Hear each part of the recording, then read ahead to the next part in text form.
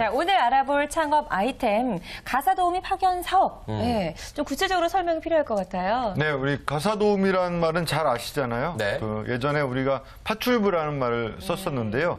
이게 전문화되면서 홈메이드, 뭐 가사도우미 이런 말로 바뀌게 되었죠. 네. 그러면 이 가사 도우미 끝나신 거예요? 끊어버리니까. 아, 그렇구나. 아니, 계속 up조려 주세요. 예. 가사도우미 파견 사업은 이런 도우미들을 공급해 주는 거죠. 네. 끝인가요? 오늘 굉장히 말을 이렇게 하실래다 마시는 것 같은 느낌이 있는데 그렇다면 조금 더 저희가 구체적으로 알아본다면 저희가 무슨 인력 파견 사업이라고 하면은 뭐 일용직 근로자 같은 분들이 일을 하실 때 그분들을 이곳저곳에 파견해 주시는 뭐 그거를 가사 도우미를 이렇게 파견해 주는 똑같은 방식인 건가요? 네. 그 기존에 우리가 대답을 해주셔야죠. 방송 중에 이게 고개를 끄덕거리시면. 요즘 모르스부호 배우고 다니시나 봐요, 학원에서. 수화.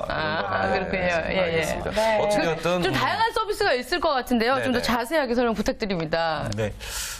다양한 서비스들이 많이 나타나는데요. 네. 특히 이제 이 창업 시장에서 보면 결론적으로는 어떤 선도 업체가 리드를 하느냐를 잘 보실 필요가 있습니다.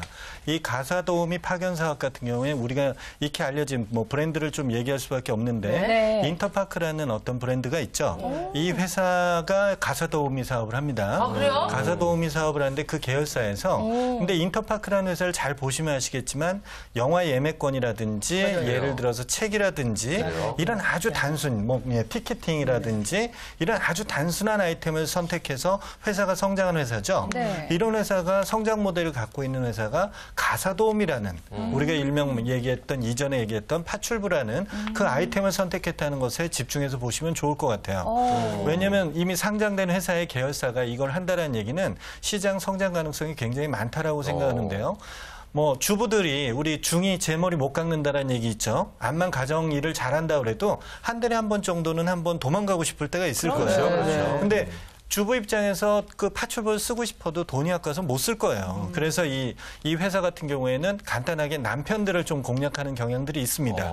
남편들한테 예를 들어서 기훈 씨한테 한 달 한 번 정도 사랑하는 아내한테 이 가사 도우미를 붙여서 휴가 가라고 한번 놀러 갔다 오라고 이런 식으로 만약에 한번 해줬다 그러면 그 부인 입장에서 얼마나 자랑할까요? 감동받죠, 감동. 근데 감동받죠. 금액이 이런 비쌀까 문을 봐. 만드는 거죠. 네. 근데 금액도 상대적으로 많이 저렴하고요.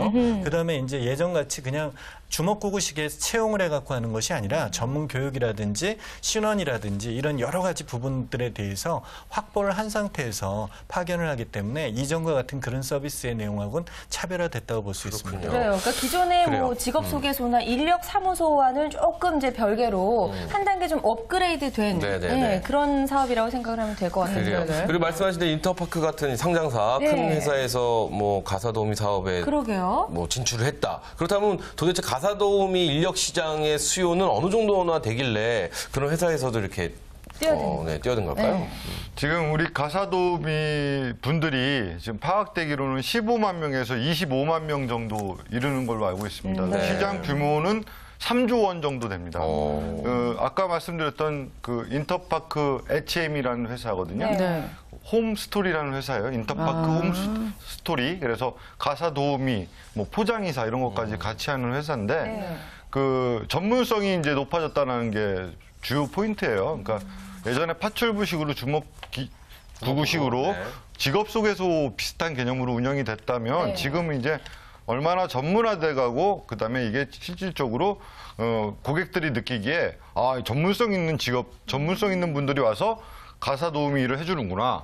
그리고 또 가전 청소만 전문으로 해주는 그런 도우미도 있어요. 그래요. 그리고 또 베이비시터 전문도 있고 또 기타 여러 가지 요구한 조건을 맞춰주는 그런 식으로 서비스가 전문화돼가고 있다는데 초점을 맞추시면 좋을 것 같습니다. 그러네요. 그래요. 우리가 몰랐던 분야이기도 한데 정말 세분화가 돼 있네요. 예전에 가사도우미 하면은 진짜 집안 전체적으로 그쵸, 가사 일을 좀 가사 일 도와주는. 해주시고 그리고 네. 또 음식까지 할 줄 아셨어요. 맞아요. 그렇지. 여러 가지 다 하셔야 되는데 요새는 네. 다 따로따로 아이 보시는 베이비시터 따로 어디 청소 따로 가전제품 전문으로 청소해 주시는 네. 분 따로 식사해 주시는 분 따로 다 따로따로 세분화가 돼 있군요. 그러다 보면 진짜 전문적인 어떤 능력을 기대할 수 있을 것 같아요. 그렇죠. 예. 근데 일단 그 가사 도우미를 결정하는 권한은 우리 집에 계신 주부님들에게 그렇죠. 이제 거의 주부님들의 것이 아닌가 싶은데 그러면 고객층이 아까 가끔 가다가 이벤트 해주시는 남편분 말고는 주부들이 다 고객층을 선점하고 있지 않을까요? 그래요.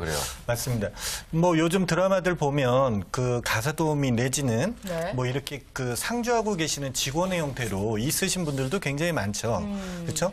그러다 보니까 상대적으로 이제 이런 부분에 대한 니즈가 고객들의 니즈가 많을 텐데요. 네. 특히 주부가 그런 부분에 대해서 더 민감하지 않을까 하는 생각이 듭니다. 네. 앞에서도 말씀드린 것처럼 마케팅 포인트로 지금은 남편을 공략한다고 생각을 하지만 사실은 이제 여자분들, 주부분들이 한 번씩 이용해 보시다가 어느 정도 주기적으로 이용해 보시면 아마 주변에 안 하시는 분이 희한하신 분이 될 정도로 좀 그렇게 되지 않을까 하는 생각이 들고요. 그리고 매일매일 자기가 자기 집 청소를 해서 제일 잘한다고 생각하지만 원래 그런 거잖아요. 그 남이 봤을 때, 전문가가 그렇죠. 봤을 때 지적할 부분도 많은 거거든요. 그래서 좀 더 이렇게 다른 시각에서 한 번쯤은 이렇게 하면서 또 이왕이면 좀 더 나아지는 부분까지 가지 않을까 하는 생각도 드네요. 그래요. 아, 지금 저런 분이 가사 도우미로. 자리 화면에 신기경 씨 나오나요? 야, 저렇게 팔자반상을 넘어선 진수성찬도 그렇죠. 차려주시고. 저런 분들이 가사 도우미 해주면요. 씁니다. 뭐 씁니다. 무조건 써야 되죠. 기훈 씨 아주 네, 눈이 네. 반짝반짝해졌어요. 네, 그렇죠. 예. 네. 자, 그런데 이제 구체적으로 우리가 좀 알아봤습니다. 그렇다면 이런 가사 도우미 파견 사업에서 우리가 어떤 서비스를 기대할 수 있는지 조금 그래요. 더 자세히 설명을 들어볼까요? 예, 지금 가사 도우미는 전문화되고 있고요. 서울시 전역 그리고 또 광역시 전부 다 지점화돼 있어요. 이미 이제 시스템화돼 있어서 전화만 하면은 가사 도우미가 오는 체제로 돼 있는데 여기서 이제 가사 도우미들은 어떤 일을 하느냐? 고객들이 요즘에는 업무 요구서를 적어줘요. 그러니까 난 무엇을 좀 해줬으면 좋겠다. 구체적으로. 예, 그러면 이제 그 지시서에 맞춰서 네. 그 신원이 보증이 된 분이 오십니다. 네네. 그리고 일정 교육을 그 회사에서 받았죠. 좋네요. 그런 분들이 와서 그 업무 지시서에 따라서 그 일을 해주고 나중에 이제 업무 보고가 됩니다. 네. 그러니까 이렇게 처리됐습니다. 그리고 또 이제 우려되는 부분이 있어요. 뭐 보험 부분인데 네. 분실이 되거나 또 일하다 보면 파손이 될 수 있는데 그럴 가능성이 이런 있죠. 거에 대한 것도 회사에서 시스템화돼 있어서 보험 처리가 되도록 그렇게 갖춰져 있습니다. 그러니까 안심하고 우리가 가사 도우미 쓸 수 있는 거죠. 가사 도우미 역할은 주로 이제 집안에 뭐 빨래나 청소도 기본이겠지만 베이비시터 가능하고요. 그다음에 이제 산후 도우미라고 할 수 있죠. 그러니까 필요하죠. 집에서 이제 예. 산후조리 할 때 도우미들이 와서 돌봐주는 예, 거. 예. 그다음에 이제 아까 말씀드렸던 가전 청소를 전문으로 해주는 도우미도 있고 네. 방역 전문도 있습니다. 이렇게 다양화되고 있다는 게 특징입니다. 그래요. 이야기를 쭉 들어보니까 우리가 기존에 이런 가사 도우미 파견 사업에서 조금 네네. 부족했던 부분들이 거의 좀 체계화되고 보완이 됐다라고 생각하면 될 것 같아요. 그래요. 예. 그런데요, 제가 이제 저도 친구들 집에 가끔 놀러를 가면 정말 모르시는 어머님 오셔갖고 막 청소해주고 계신데 누구야 이렇게 여쭤보면 이제 가사 도우미 분은 예. 잠시 불렀다고 하면서 왜 이랬더니 비가 막 들이치는 날에는 창틀이나 이런 거는 기술이 없으면 위에까지 못 청소를 하잖아요. 그리고 방충망 같은 거 청소하시는 전문가분들이 계신데요. 예, 그래서 이제 그분들을 불러서 이렇게 하고 나니까 진짜 완전 왜 전문가인 줄 알겠더라고요. 예. 그래요. 이게 지금 말씀 쭉 하신 대로 이게 분명히 그 어떤 전문가의 기술이 필요한 네. 그런 부분이 아닐까 싶어요. 그리고 또 남의 돈을 받는다라는 게 기술 없이 그냥 주먹구구식으로 막 한다고 이게 사실 되는 게 아니거든요. 맞아요. 그렇다면은 가사 도우미를 창업을 하려고 하시는 분들은 이런 청소 기술이나 전문 기술을 좀 갖추고 계신 분들이 하시면 좀 도움이 네. 되지 않을까 이런 생각 드는데 어떤가요? 창업 공통적으로 얘기할 수 있는 건데요. 어떤 분야를 창업하시든 간에 선 기술을 가지고 계신 분들이나 내지는 본사의 이수 교육을 해야 되는 것은 꼭 이수를 하시는 게 바람직하겠죠. 단순하게 인력 파견 사업이라고 생각하니까 사람 받아서 고객들한테 주문 받아서 뭐 파견한다 이렇게 생각하실 수도 있는데 이왕이면 파견하는 사람들한테 내가 기술을 가지고 있었을 때 어떤 부분을 중점적으로 해달라든지 고객 정보들을 가지고선 어떻게 해달라는 것을 미리 코멘트를 날려준다 그러면 상대적으로 그 가사 도우미도 방향성이 잡힐 겁니다. 이미 기 고객들 같은 경우에는 기존에 어떻게 해왔다라는 지침들이 나와 있잖아요. 그래서 이런 부분들을 하려면 기본적으로 예비 창업자는 당연히 이 기술 교육을 먼저 수료하시는 게 바람직하다고 보는 거죠. 그래요. 네. 지금 뭐 그림에도 나오고 있지만 베이비시터 이렇게 뭐 산후도우미 네네네. 뭐 이런 분들 같은 경우는 정말 필수적으로 그럼요, 교육이 그럼요. 필요할 것 같아요. 맞습니다. 예. 예. 근데 인력 파견 사업이다 보니까 좀 뭐 인테리어나 이런 거, 그 가게나 이런 게 필요 없을 것 같은데 요 창업 비용은 어느 정도라고 생각하면 될까요? 그래요. 이게 이제 어디에다 차리느냐에 따라서 금액이 달라질 수 있는데 네. 뭐 주요 상권이 필요 없어요. 그냥 네. 적정한 곳에 하면 되는데 오피스텔도 좋은데 단점이 이제 간판을 밖에 내기가 좀 어렵죠. 보통 일반 사무실을 구하는데 33m 제곱, 그러니까 한 10평 정도 크기 이상으로 해서 차리면 좋을 것 같고요. 인테리어나 설비가 특별히 필요하지 않고 기본적으로 책상, 컴퓨터 정도 전화 있으면 되니까 1,000만 원에 3,000만 원 정도 자금 가지고 시작하시면 좋을 것 같습니다. 네, 정말 근데- 소자본이네요. 근데 이게 예. 중요한 게 만약에 차리게 되면은 뭐 아까 말했던 인터파크나 이런 대기업하고 같이 경쟁을 해야 되는 그런 그러게요. 건가요? 아니죠. 대기업의 어떻게 보면 가맹 사업을 하는 거기 때문에 실질적으로는 지금 현재 아까 말씀하신 브랜드 같은 경우에는 가맹 사업을 대도시 주변으로 유치를 하고 있는 거고요. 그다음에 이제 이렇게 되다 보면 기존에 있었던 군소업체들 내지는 기존에 이런 인력 파견 사업을 하시던 분들이 다시 리뉴얼을 해서 하시는 경우들이 있습니다. 이런 분들이 경쟁 상대가 될 텐데요. 이런 사업은 무엇보다도 신뢰잖아요. 그 무엇보다도 고객한테 얼마나 신뢰를 주느냐에 따라서 달라지기 때문에 기존의 대기업이나 어느 규모가 되지 않는 데를 따라가긴 쉽지 않을 것 같다는 경향이 있어서 지금 시장 초기라고 보면 지금 관심을 가질 수 있는 예비 창업자 주말렐라 분들이 관심 가져봐도 좋을 듯합니다. 네. 근데 뭐 사무실 용도가 진짜 일반 사무실 용도라고 하니까 제가 생각하기에 입지 이런 거는 크게 중요하지 않을 것 같다는 생각이 들거든요. 기본적으로 이제 상권 입지에서 나타날 수 있는 건데 사무실에 뭐 앞에 말씀드린 것처럼 간판을 걸 수 있는 정도면 되면 되기 때문에 상권을 보는 것보다는 입지에 더 신경을 쓰시는 경우가 더 많을 겁니다. 입지라고 하는 것은 일단 기본적으로 배우 그 세력 자체가 뭐 아파트 단지를 끼고 있다든지 근데 이 아파트 단지도 50대, 60대가 많으신 분들보다는 30, 40대가 많은 지역이 맞아요. 좋겠죠. 그러면 중형 평수의 아파트가 선호하는 데가 30, 40대가 많으세요. 그러니까 이런 데를 좀 선호해 주시면 그런 분들은 또 상대적으로 이렇게 구전 효과가 많잖아요. 우리 집엔 이런 거 있는데 너네 집에 없니? 뭐 이런 경우들이 많기 때문에 기본적으로 이런 입지를 선정하시면 좋고요. 그다음에 1인 가정들도 많이 생겨나죠. 네. 그런 배우 지역 자체에 1인 가정들이 있는 오피스텔이나 이런 소룸 같은 것이 많이 있는 곳 같은 경우에는 한 달에 한 번 일반 가정에서 신청을 한다면 1인 가정 같은 경우에는 주기적으로 사용할 가능성이 크죠. 그래서 이런 것을 좀 더 높여 놓는다면 수익적인 측면에서 늘어나니까 입지 선정하실 때 그런 점 신경 쓰시면 좋을 것 같습니다. 그러니까 상권보다는 입지는 중요하다 이런 그렇군요. 말씀이시고 맞벌이 집도 상당히 많잖아요. 그렇죠. 네, 아까 그런 그게 곳을 사실 잘 궁금했었어요. 그러니까 그 가사도우미가 필요로 하신 분들이 네. 많은 곳에 저희가 그 창업을 해야 되는 그렇죠. 건지 아니면은 일을 많이 원하시는 분들이 많이 계신 곳에 창업을 해야 되는지 이거에 대해서 좀 궁금했는데 아무래도 아파트 단지나 이런데 그 가사도우미를 많이 필요로 하신 분들 쪽에 네. 창업을 하시는 게 유리하다 이런 말씀 해주셨습니다. 그러면 네. 여기에 만약에 그 사람들을 모집할 때는 어떤 식으로 하는 거예요? 제가 이제 거기에 들어가고 싶으면 파견업체 그 취직을 하고 소속 싶으면 뭐 이렇게 되는 이력서를 들고 찾아가면 되는 건가요?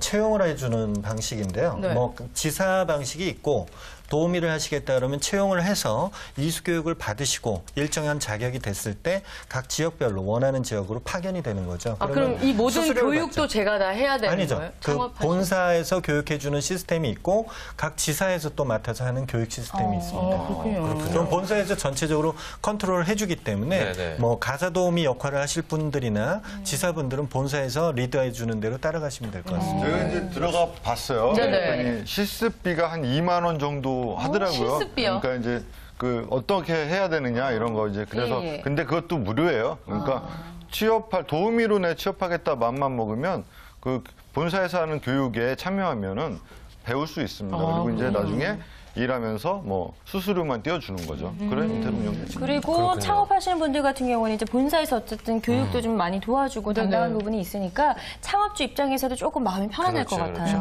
예. 근데 이게 가만히 좀 분류를 좀 자세하게 해보자면은 네. 이게 인력 파견 사업입니다. 그렇죠. 그렇다면 아무래도 허가를 받을 때 뭐 절차나 이런 게 좀 복잡하고 까다롭지 않을까 싶기도 한데 어떤가요? 예, 인허가 사항입니다. 근데 이제 그 가맹 사업하는 본점의 기준이 있더라고요. 그러니까 30세에서 50세 사이에 직업 상담사 또는 사회복지사 자격증을 가지고 계신 분이 이 파견 사업 가맹점을 차릴 수 있어요. 그런데 이제 이런 분 또는 2년 이상 상담 그다음에 이런 업종에 종사하신 분들, 교사분들 이런 분들이 이제 해당이 됩니다. 네. 그러면 우리 준마릴라 분들한테 다 하라고 말씀 못 드리겠네요. 이 네네네, 자격 조건이 자격증이 되시는 있네요. 분만이 창업을 할 수 있다는 거잖아요. 근데 미용실 하려면 미용사 자격증 따야 되고 아, 안경점도 물론 그렇죠. 안경에 관련된 자격증을 따야 되기 때문에 이 가사도우미도 마찬가지로 이런 직업 상담사나 사회복지사를 가지고 계신 분들이 더 적합하다라는 측면에서 보면 창업 자체 아이템 자체가 안정적으로 갈 수 있는 기반이 될 수 있을 것 같아요. 좋은 장점이죠. 2년의 경력이 필요하다고 했는데 네. 그래야 창업을 할 수 있다고 말씀해 주셨는데 상담에 관련된 일을 2년 이상 하면 네네. 자격이 된다. 자격증을 그런 거죠. 따거나 자격증을 따거나 자격증 따는 것도 뭐 만만치 않지 않을까 싶은데요. 네네. 그렇죠? 아유, 좀 많이 따죠. 요즘에 사회복지사 네네네. 많이 tab니다. 네, 맞아요. 좋습니다. 예. 자, 그렇다면 가사도우미 파견 사업을 창업할 때 우리가 분명히 좀 알아둬야 될 것들도 좀 있지 않을까 싶어요. 정민 씨. 그럼 우리 주의사항을 좀 알아볼까요? 네. 일단은 인력 파견업입니다. 인력 파견업이라는 것 자체가 일단은 경쟁력 자체, 그러니까 진입 장벽 자체가 높지 않다고 보실 수 있습니다. 그러니까 경쟁 상대가 얼마든지 치고 들어올 수 있다고 볼 수 있는데요. 특히 우리나라 프랜차이즈 시장은 이런 진입 장벽이 낮은 아이템 같은 경우에는 된다 싶으면 아주 치열하게 경쟁자들이 나오고 있는 형편입니다. 그러니까 창업자들이 무엇보다도 신중하게 생각해야 될 것은 이게 전국을 상대로 하는 게 아니라 내 마켓, 내 지역을 상대로 하는 사업입니다. 그러려면 좀 더 브랜드 네임이 강하고 또 무엇보다도 이런 교육이라든지 전국 차원의 마케팅이 될 수 있어서 굳이 창업자가 얘기하지 않아도 소비자가 인지할 수 있는 이런 브랜드 파워를 조금 신경 쓰시는 게 저는 좋다고 봅니다. 네. 그렇게 해서 무엇보다도 출혈 경쟁 속에서 이겨낼 수 있는 그 본사의 어떤 마케팅 능력이 있는지 이런 부분들도 좀 체크해 보시는 게 제일 중요할 것 같습니다. 네, 역시 좀 잘 선택을 해야 될 것 같고 네. 우리가 지난번에 욕실 리폼 창업에 대해서 알아봤잖아요. 네, 욕실 네. 리폼 사업. 그 당시에 이제 소비 회전 기간이 조금 긴 편이다. 그런 이야기를 했었는데 이 사업 같은 경우에는 어떤가요? 글쎄요. 제가 볼 때 사용하시는 분들 한 달에 한 번 정도 한 달에 하지 한 번. 않을까. 제가 알기로는 그냥 일주일에 한 번 하는 욕실 친구들도 있고. 패턴보다 훨씬 더 짧지 않을까. 이게 소비회전 기간이 길다면 길고 짧다면 짧을 수 있어요. 왜냐하면 애매하네요. 네. 그 가사도우미라는 분이 또 산후도우미를 겸임해서 할 수가 있어요. 그러다 보니까 일반 가정에서 가사도우미를 부르게 되면 평균 월 2회 정도 이렇게 요청을 하더라고요. 네. 그리고 이제 1인 가정이 있습니다. 혼자 사는 분들은 주 단위로 이렇게 요청을 해요. 네. 그러다 보니까 어떻게 보면 빨리 회전이 되는 것 같기도 하지만 또 이제 산후조리 같은 경우에는 뭐 애를 뭐 맨날 낳는 것도 아니고 이제 나면은 이제 고기간에 하다 보니까 그렇죠. 일회성이지만 장기간 이렇게 하게 되는 거죠. 그렇죠. 그래서 한 소비 몇 달, 기간이 3개월 길다 정도. 또는 짧다 이렇게 볼 수 있는 거죠. 그래요. 말씀을 쭉 들어보면은 아무래도 뭐 자신의 노력이 제일 필요할 것 같아요. 가사도우미도 할 줄 알아야 되고 산후도우미도 하려면 뭐 각종 자격증이나 자기가 네. 필요한 공부 같은 거 다 해야 되는데 자 그렇다면 창업을 하려고 하시는 분들 중에 이런 자격증들이 다 갖춰지지 않으신 분들이 분명히 계실 거예요. 그렇죠? 그렇다면 이런 분들에게는 어떤 과정이 좀 필요할까요? 예.